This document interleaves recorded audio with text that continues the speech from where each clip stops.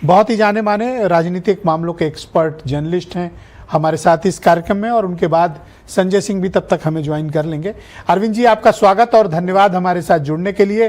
तो सर, ये बताइए कि ये जो चुनाव आयोग और विपक्षी दलों के बीच का ये जो अविश्वास है वो इतना बड़ा हो गया है कि शायद अब इसको पाटना लगभग नामुमकिन है। जी ब्रिजेश भाई, क्या आवाज मिल रही मेरी? बिल्कुल मिल रही सर, आप आवाज आ रही जी। देखिए, ये जो अविश्वास है ये कोई राहुल गांधी के जो उस दिन पीसी हुई है उससे नहीं हुआ है। ये पूरी प्रक्रिया 2019 से शुरू हुई है, जबकि इस देश के कुछ जाने माने लोगों को चुनाव में पराजय मिली जी। इसमें आपको याद होगा ज्योतिरादित्य सिंधिया से लेके और खड़गे जी तक 2019 में जो चुनाव में हारे हैं कई लोग हुए हैं। अगर आप उठा के देखिए उत्तर प्रदेश में, यहाँ ऐसे लोग हारे हैं चुनाव जिनको कभी सोच नहीं सकते थे कि ये चुनाव हारेंगे। और उसके बाद से ये लगातार विपक्ष के लोग ये इस बात को वर्कर्स सर्च करते रहे कि आखिर कहाँ से ये गड़बड़ियां कहाँ हुई।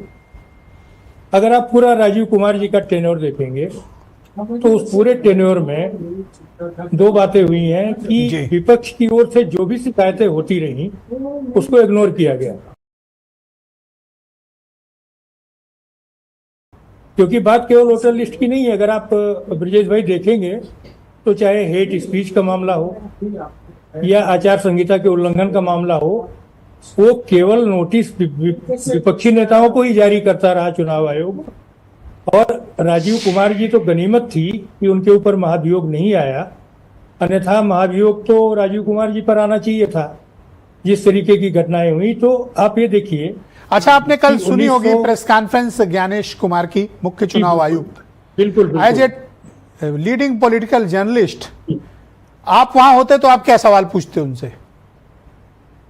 नहीं, मैं यही सवाल पूछता कि भाई राहुल गांधी की बात तो अलग है, लेकिन CSDS ने जो पकड़ा है या देश के अन्य हिस्सों से मीडिया के लोग जो सवाल खड़ा कर रहे हैं वोटर लिस्ट पर, तो कम से कम देखिए ब्रजेश भाई, संविधान में क्या लिखा? हम भारत के लोग जी। और हम भारत के लोग का क्या मतलब है कि जो जनतंत्र में जो वोटर है वही तो आपको संसद और विधानसभाओं का चयन करता है। तो संविधान ने ताकत दी है चुनाव आयोग को इतनी ज्यादा।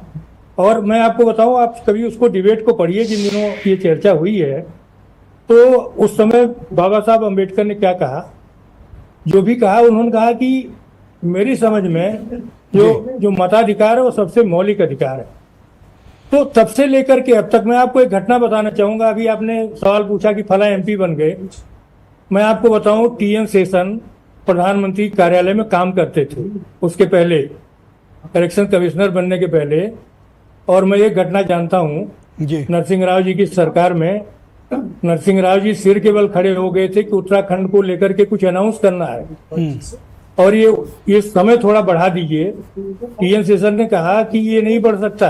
वो तो एक बेमिसाल शख्सियत थे सर। सर, थोड़ा सा वक्त का अभाव है, मुझे